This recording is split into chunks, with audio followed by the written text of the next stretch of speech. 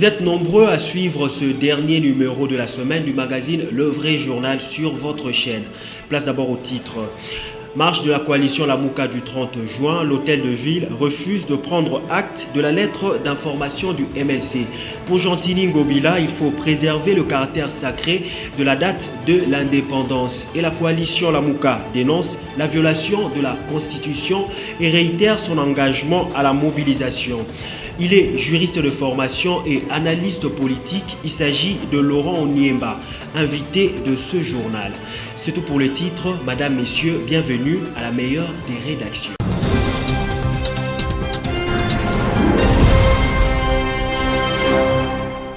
Marche de la Mouka du 30 juin, Gentini Ngobila dit niet.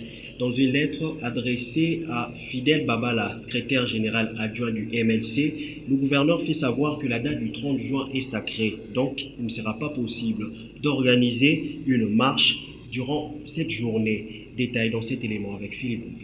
Je suis au regret de pouvoir prendre acte de votre activité au regard de la date sacrée et commémorative du 30 juin, qui devrait être respectée par tous les patriotes. Organiser des marches de revendication à cette date friserait le sabotage contre la mémoire de la République, écrit le gouverneur. Rappelons que la marche dite de vérité contre les anti-valeurs et l'invalidation des députés véritablement élus avait pour point de départ les 24 communes de la ville de Kinshasa et comme point de chute la place de l'échangeur délimité.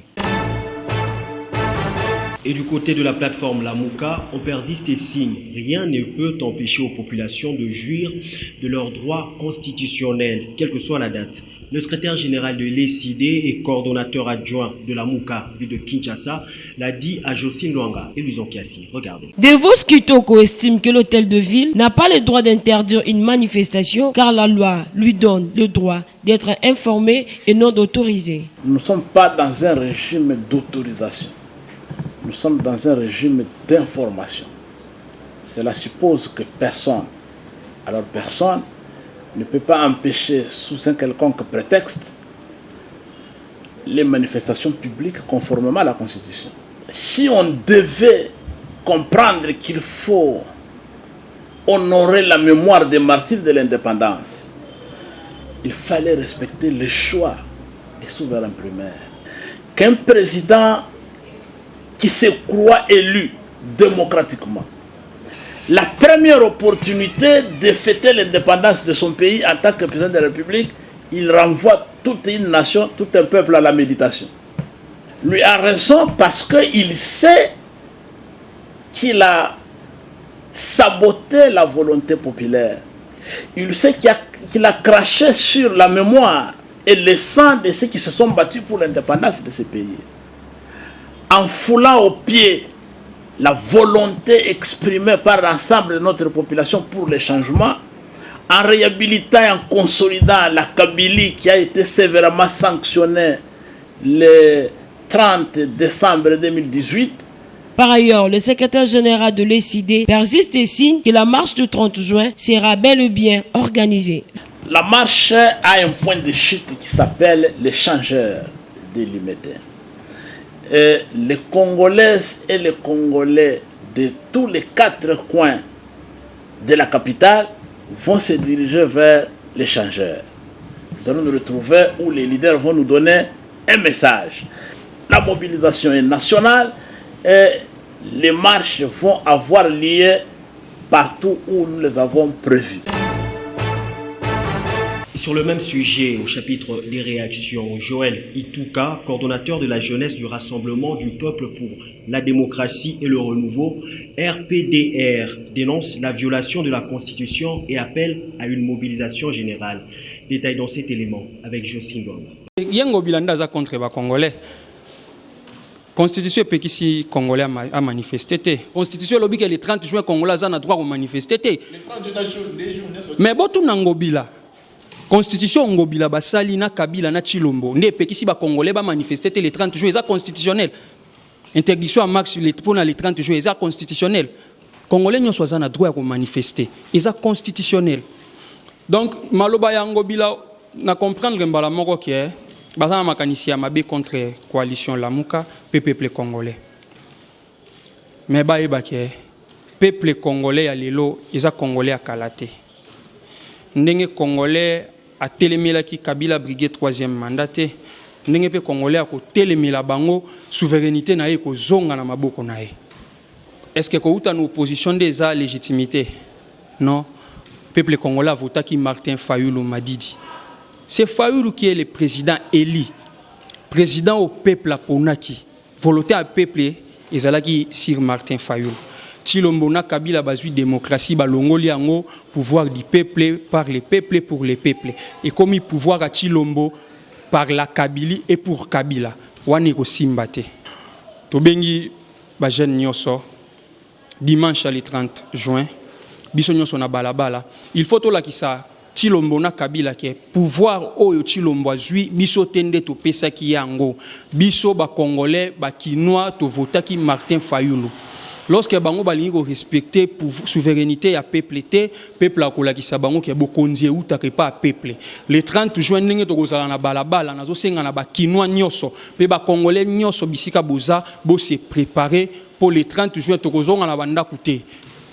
Banda kolala na balabala jusqu'à ce que to kozwa pouvoir ya biso.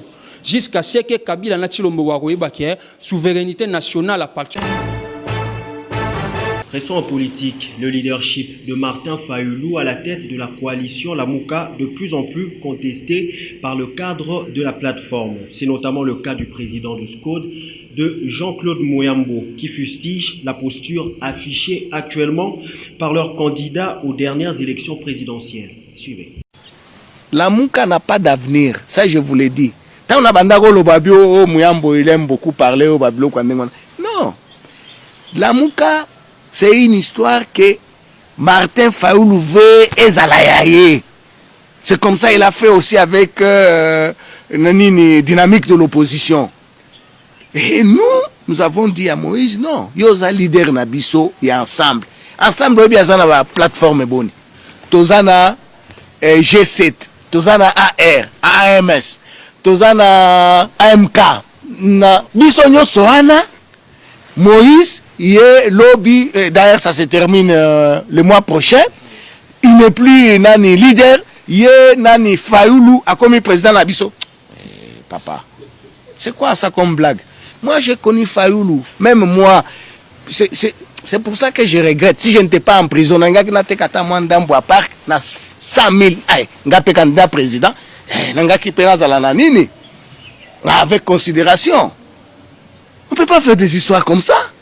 Ce n'est pas plus qu'au Futaki 100 000 et puis 100 000 là, on a Futaki Ango. Tobando Loba. Baviana, Bando Kende à gauche, à droite. Mais c'est Moïse qui a payé ça. C'est Moïse.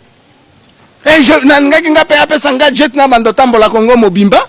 Mais c'est dommage, j'étais en prison. Et puis à cause de ça, on y a comme une populaire. Non, monsieur. Bon, ça c'est qui populaire. Obimisi ba député bon. On a ba député bon. Toye bate, on a ba député bon. Blague a bien été. Nous, c'est là où on a dit à Moïse, nous on n'accepte pas. Ils ont déjà na ba plateforme belé. Et puis, mutumoko aeka kaboye habillé. Non. Ba danse biso nso toye bi ba danse. Hein? Torobeta ba danse ba biloko aneza tika.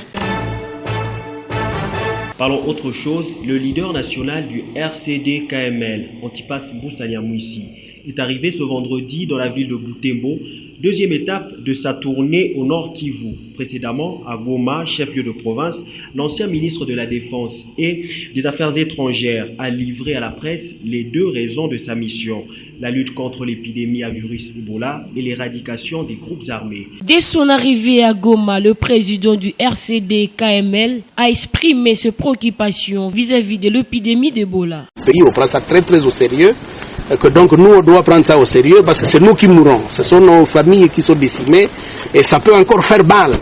Heureusement d'ailleurs ça reste encore là, ça ne s'est pas venu jusqu'à Goma ici. Il faut tout faire pour étouffer cette maladie là-bas. J'essaie de joindre ma voix à celle des autres parce que je ne suis pas médecin ni épidémiologiste, je n'ai aucune prétention particulière, mais j'ai aussi un petit apport à amener. C'est pourquoi je ne peux pas rester dans l'opposition pour faire de la critique parce que vous savez qu'elle est souvent aisée. C'est l'action qui est difficile. Mboussa Nyamwisi promet également d'user de tout son poids pour mettre fin à l'insécurité dans cette partie du pays. Et que donc je vais soutenir ceux qui sont dans l'action. Pour le c'est le même, c'est qu'il faut mettre fin à ça, ça fait quand même bien le fait qu'il décime nos populations. On sait que c'est depuis les années 96, vers la fin des années Mobutu, qu'ils sont venus dans la région. Et maintenant, ça devient très récurrent. Il y a des milliers de morts dans la région de Béni, les Avirons, Erigeti.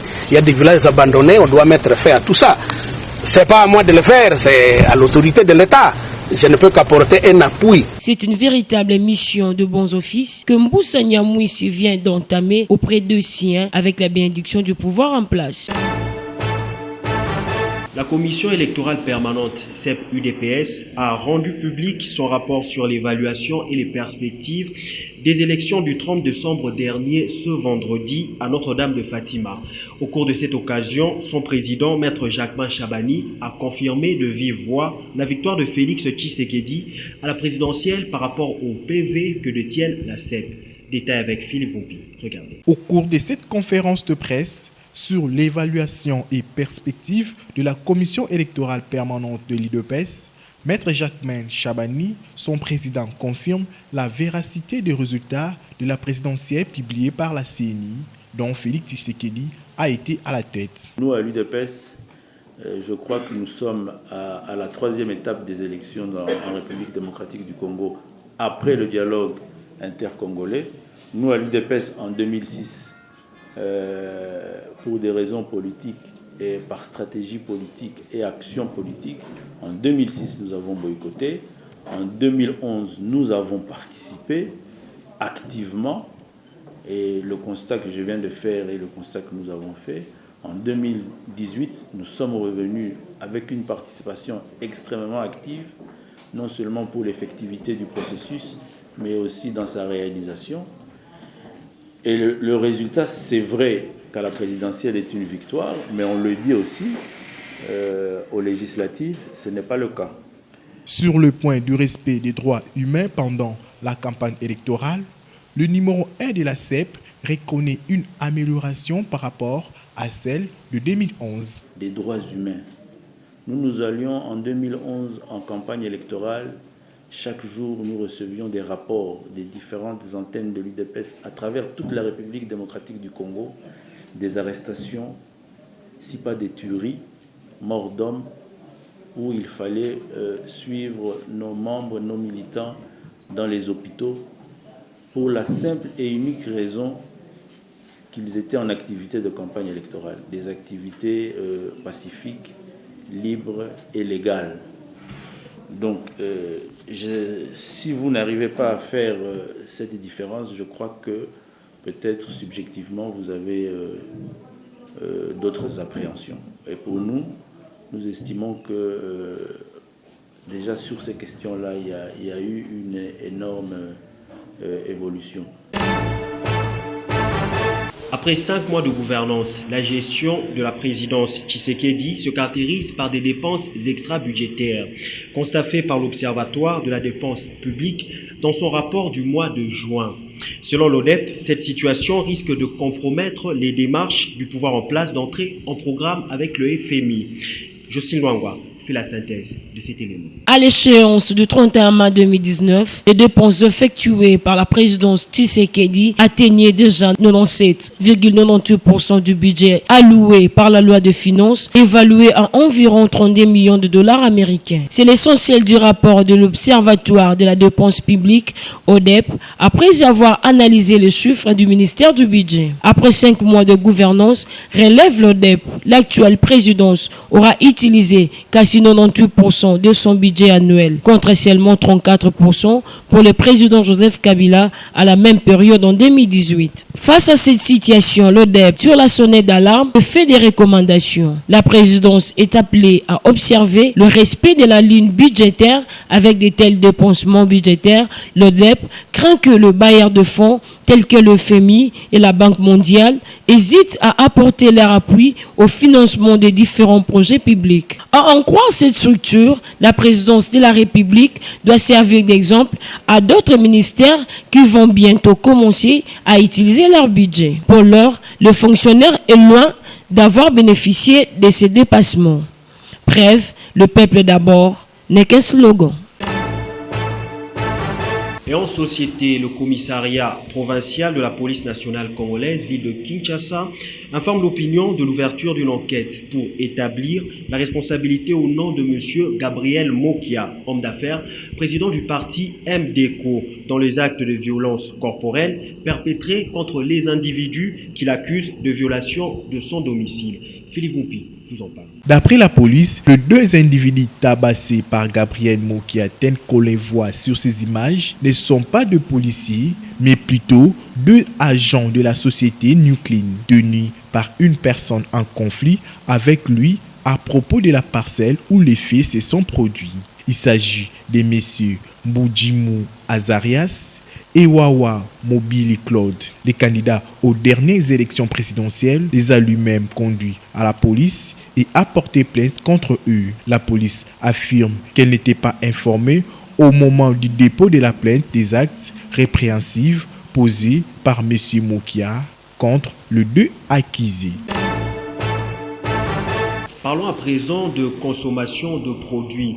La société Fab Congo est citée grâce à son pain, communément appelé Vimba, qui ne serait pas la bienvenue dans certains quartiers de la ville de Kinshasa. Détail dans cet élément avec Philippe. Nous sommes au centre-ville de Kinshasa, dans un quartier populaire de la commune portant le même nom, où les voix s'élèvent contre la société Fab Congo, SARL, qui installe une boulangerie dans ces coins de la capitale. D'après les journaux Impact News, Congo Nouveau et Okapi News, la société Fab Congo a déjà causé plusieurs dégâts et tué des Congolais. En effet, le 28 août 2018, un site de la société Fab Congo, situé à la 5e rue dans la commune de Limete, s'est effondré, tuant 5 personnes, dont le malade qui était hospitalisé au centre médical Moi Tongo. Plusieurs dégâts matériels importants ont été enregistrés. Plus grave, relatent ces journaux, Fab Congo vendrait plusieurs maladies mortelles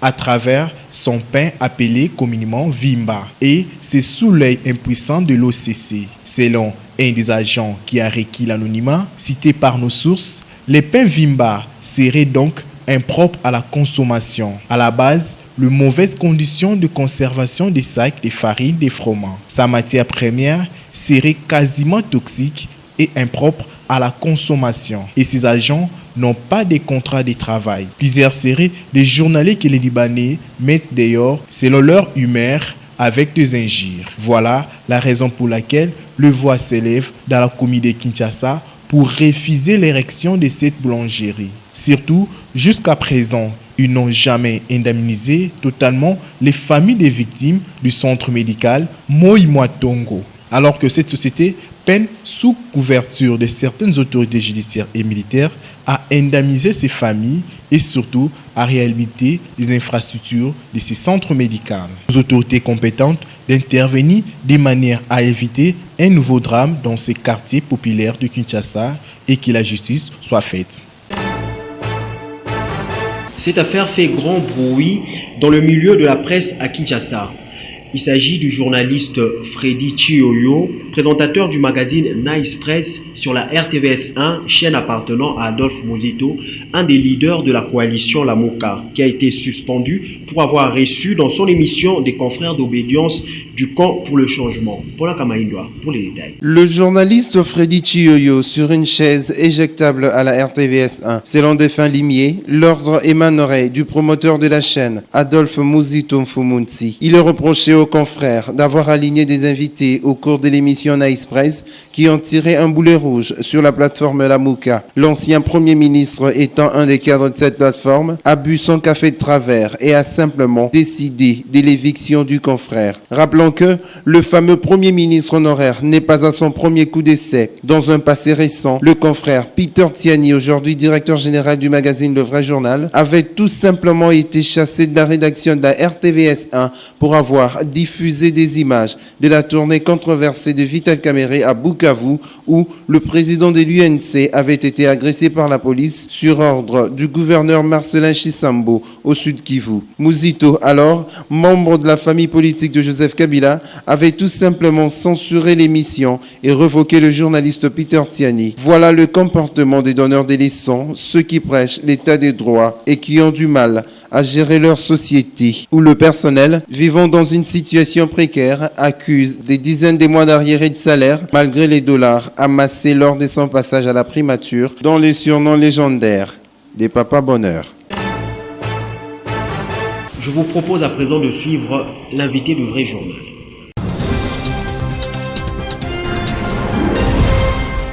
Maître Laurent Nieba, bonjour. Bonjour. Juriste de formation, vous êtes avocat et doctorant en droit, spécialiste de contentieux électoral. Première question, d'abord avant d'en arriver à tout ce qui se passe au sein de la Cour constitutionnelle, du Conseil d'État et tout, l'actualité marche, la Mouka, le gouverneur refuse la marche. Juriste de formation, réaction à chaud. D'abord, je dis à Jean-Tini Gobila qu'il doit tout de suite poser la question à ses juristes. Jean-Tini doit savoir que du point de vue du droit positif congolais, aujourd'hui, nous sommes partis du régime d'autorisation à celui de l'information. Et donc, l'autorité administrative compétente ne peut pas refuser la marche. Si Jean-Tini Gobila confond justement le fait qu'il puisse être gouverneur et qu'il refuse de prendre acte, parce que la loi le dit, il y a une loi sur les libertés publiques, il y a une loi sur les droits de l'administration publique. Jean-Tini doit savoir que la Constitution a réglé cette question. Aujourd'hui, on ne peut plus poser la question ou demander l'autorisation au gouverneur pour marcher.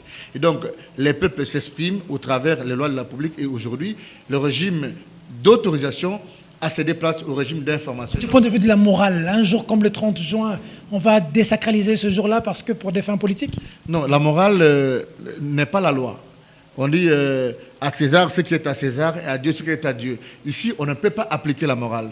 Parce que la liberté, la Constitution congolaise reconnaît justement au peuple la liberté de penser, la liberté de culte, la liberté d'expression. Et donc, si une partie de la population estime qu'au regard de tel ou tel autre acte posé par la gouvernance actuelle, ils peuvent marcher ces jours-là pour faire entendre leur voix, je ne vois pas une disposition légale ou constitutionnelle qui interdit à ces peuples-là, justement, de manifester le 30 juin. J'ai entendu parler de, comment dirais-je, la mémoire collective, blesser la mémoire collective. Ça, c'est des arguments sociologiques qui ne répondent pas à une question de droit. On lui a adressé un courrier conformément à la Constitution qui prend en charge, justement, le droit d'informer et que lui n'a que l'obligation de mettre à notre disposition ou à la disposition des manifestants la force publique, la police pour encadrer la marche. Encadrer une marche qui partira de 24 communes, ça existe où? Non, mais attention, c'est l'itinéraire.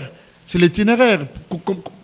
Les 24 communes sont connues justement parce qu'elles sont identifiées administrativement et donc chaque maison communale peut constituer le point de départ vers un point de chute qui est connu. Donc, la question fondamentale, c'est de poser est-ce que le gouverneur est plutôt compétent pour refuser une marche? Deuxième chose, est-ce que le gouverneur a les atouts du point de vue sécuritaire pour accompagner la marche? Troisième question, est-ce que le gouverneur ne tombe pas dans les jeux de la politique politicienne? Et tout de suite, la troisième hypothèse l'emporte sur les deux premières. Deuxième dossier, on est en train de suivre maintenant, ça bouge dans les réseaux sociaux, Jean-Lucien Boussa qui s'attaque à des éminences grises de ce pays, notamment le professeur Vundoawe, par rapport à ce qui se passe à l'élection au Sankourou. Vous, en tant que technicien, parce qu'on est perdu là, il semble que le professeur, on a traité de tous les mots. De l'autre côté, pour Jean-Lucien, le professeur est dans le faux. Lambert Mende a raison, il a même saisi la Cour constitutionnelle. Technicien de formation, spécialiste de questions de contentieux électoral, comment vous décryptez cette situation? D'abord, je vous remercie énormément. Je ne reconnais pas Jean-Lucien Boussa. Jean-Lucien Boussa est quand même quelqu'un qui a une portée intellectuelle assez suffisamment élevée. Il était ministre d'État. Et quand on est ministre d'État, ça signifie qu'on a pour autorité que la loi et l'État. Est-ce que du point de vue moral et éthique, d'abord, Vundoawe peut s'adresser de cette façon-là plutôt, je voulais dire, Jean-Lucien Boussa peut s'adresser de cette façon-là au professeur Vundoawe, qui est en fait le maître de plusieurs écoles en droit administratif dans notre pays. on peut attribuer à Vundawe la thèse de professeur Yuma, Botakile, Mboko et beaucoup d'autres, des thèses beaucoup plus valables. Maintenant, la question est une question d'abord éthique et morale. Est-ce que Jean-Lucien Boussa, à cause du fait que le gouverneur dont l'élection a été annulée relève de son parti, de sa plateforme, est éthiquement en position de prendre parole? Deuxième chose, si vous posez la question sur l'embryon juridique, si vous lisez l'article 155 alinéa 2 de la Constitution qui stipule le Conseil d'État connaît en appel des recours contre les décisions des cours administratifs d'appel. Ça veut dire quoi? Si une cour administrative d'appel rend une décision, parce que la Constitution a consacré le double degré de juridiction, la Constitution a aussi consacré justement le fait que personne ne peut être jugé en dernier ressort pour ne pas énerver des dispositions constitutionnelles. La doctrine, elle est savante en cette matière. Le Conseil d'État a la compétence, justement, conformément à l'article 155 de la Constitution. La qualité du Conseil d'État? Absolument, pas qualité. La qualité, c'est la faculté de saisir un juge. Mais c'est de la compétence. Alors, si vous lisez l'article 86 de la loi organique numéro 16/027 du 15 octobre 2006 portant organisation et compétence de juridiction de l'ordre administrative qui dit la sanction du contentieux connaît de l'appel des arrêts ainsi que des décisions rendues au degré rendues au degré de ressort par la Cour administrative d'appel. Ça veut dire quoi? En français facile. En français facile. Ça veut dire que la loi congolaise, le droit positif congolais consacre les principes du double degré de juridiction. Et que la juridiction, le Conseil d'État est la juridiction suprême de l'ordre administratif. Et donc, à chaque moment que les sections administratives des cours d'appel vont devoir rendre des arrêts sur des matières qui concernent justement les questions administratives, le Conseil d'État en est la juridiction suprême. Et du point de vue de la loi, ou même du positivisme, je veux dire légal, accepter la tautologie, le Conseil d'État reste dans la fourchette de ce que la loi lui prescrit. Et donc, je donne l'exemple du Sankourou. Un jour, un Congolais, le seul document qui est approuvé par notre pays, l'ordre juridique congolais, pour prouver sa nationalité, reste l'attestation ou le certificat de nationalité. Et quand un Congolais dépose son dossier qui est dûment accepté par la CENI, une juridiction, une section administrative de la Cour d'appel déclare ce document faux ou bien, je ne sais pas moi, inexistant. Il a mis en cause un document de l'État. Voilà. Et il proclame un candidat unique. Est-ce que du point de vue de la démocratie, on peut accepter que dans une démocratie où on parle élection comme le choix des animateurs qui relèvent justement de l'adhésion d'un peuple à un projet de société ou à un personnage, on peut considérer une élection à un candidat unique?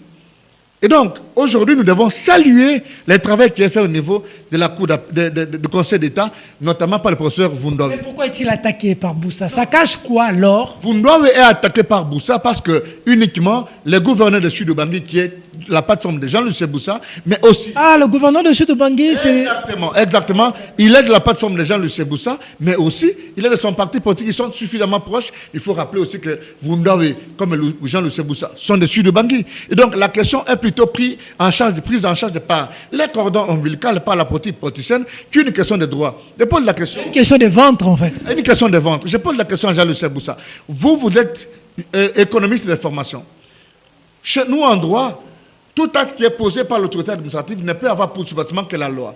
Et je vous oppose l'article 155 de la loi, de la Constitution, mais aussi 86, comme j'ai dit, de la loi organique. Est-ce que, conformément à ces deux dispositions, Vundawe ne pouvait pas, ou plutôt les conseils d'État ne pouvaient pas procéder pour statuer sur la question? Deuxième chose, Jean-Lucien Boussa confond la personne de Vundawe à l'institution ou bien au Conseil d'État. Ces deux personnes d'État, à partir du moment où l'arrêt, justement, qui invalide l'élection du gouverneur de Sud-Ubangi, Vundawe n'est pas parmi les juges. Il en est le président. Alors, où est l'ombre de Vundawe dans l'arrêt? Ça signifie, vous insultez le Conseil d'État, vous insultez l'ordre juridique de notre pays, et plus grave encore, en droit coutumier, vous êtes un petit frère à Vundawe, mais vous le désacralisez dans l'opinion. Non, pas de petits frères, c'est la politique. Il n'y a pas de petits frères et de grands frères. Mais la politique politicienne. la politique politicienne. Si Vundoye, comme on a dit, un professeur qui a perdu les pédales, qui blabla, voilà, il faut qu'on le remette sur les rails.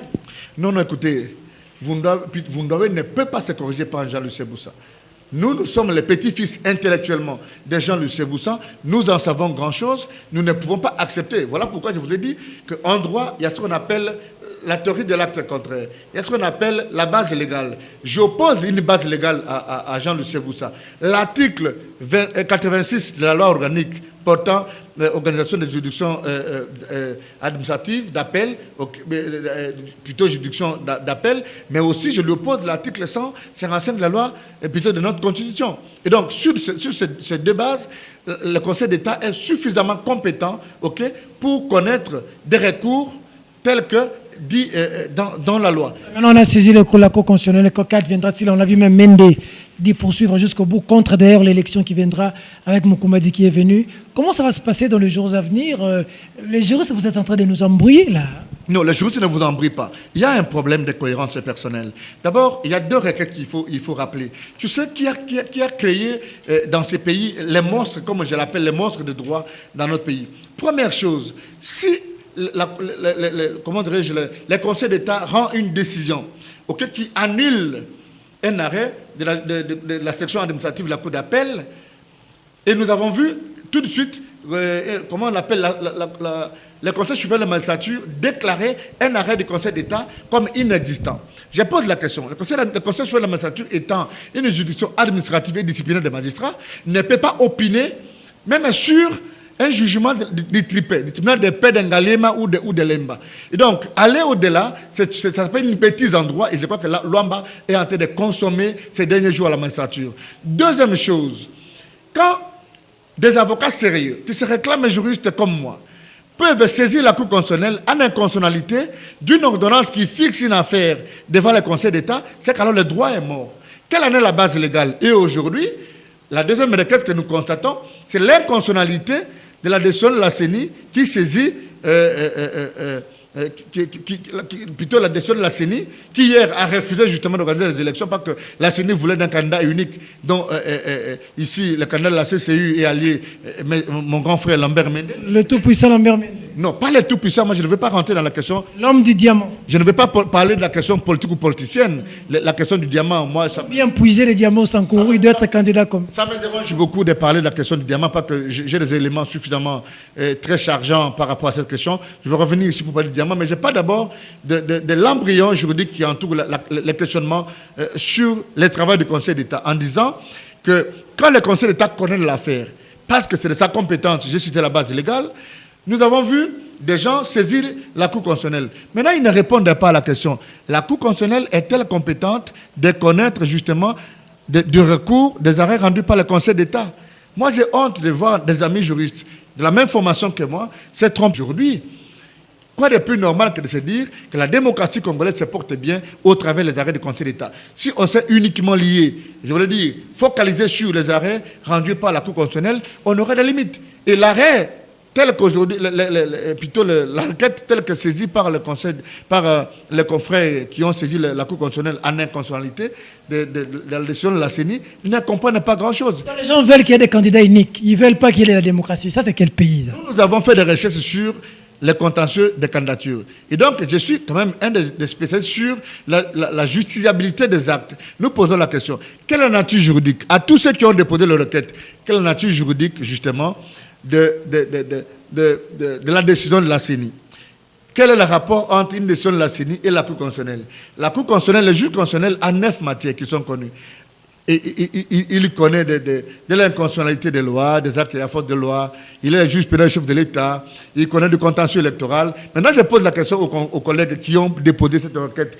Cette requête est prise en charge par quelle nuance de la Cour constitutionnelle? Bref, c'est la politique politicienne, tout simplement parce qu'on ne veut pas la respiration de la démocratie. Mais je reviens à Jean-Lucien Boussa pour dire, Boussa commet la bêtise d'attaquer son grand frère qui demeure le professeur Vundoye, qui a une expertise en droit. Mais aussi quand vous attaquez un personnel comme Vundoye, vous attaquez au-delà de Vundoye une institution. Est-ce que vous êtes partisan de l'état de droit ou vous êtes partisan justement de la politique politicienne qui pense que le réunion tenue à Kingakati ou bien à principalement dans une ferme des périphéries de Kinshasa, ont autorité sur les décisions du Conseil d'État. Alors, Jean-Lucien Boussa vient de me décevoir. Le Jean-Lucien Boussa dont vous faites allusion, c'est celui qui était à l'opposition, qui aujourd'hui fait la queue à Kingakati. Non, mais écoutez, ça c'est la politique politicienne. Je ne reconnais plus cet aîné, ses grands frères, pour qui j'avais de l'admiration, que j'ai rencontré dans le hall des partis des peuples qui discutaient avec moi le droit. Je me pose la question si le droit est à la solde de la politique. Jean-Lucien Boussa, par-delà tout, ne peut pas s'attaquer à Vundowe, parce que s'attaquer à Vundowe, c'est s'attaquer à son grand frère, s'attaquer à une institution, encore qu'il n'a pas raison. Je vous ai opposé, pour revenir à la question de droit, pour ne pas tomber dans la politique politicienne, que je vous ai opposé l'article 155 de la loi, plutôt de la Constitution, mais aussi l'article 86 de la loi portant organisation et fonctionnement du Conseil d'État et de juridiction de l'ordre administrative. Maître Laurent Onyemba, merci.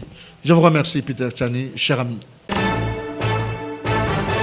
C'était là Maître Laurent Onyemba, juriste de formation et invité du Vrai Journal. Fin de cette session d'information. Merci de la sympathique attention que vous nous avez accordée dans la ville de Kinshasa ainsi que partout ailleurs dans le monde. Mesdames et messieurs, ce journal est terminé. Au revoir.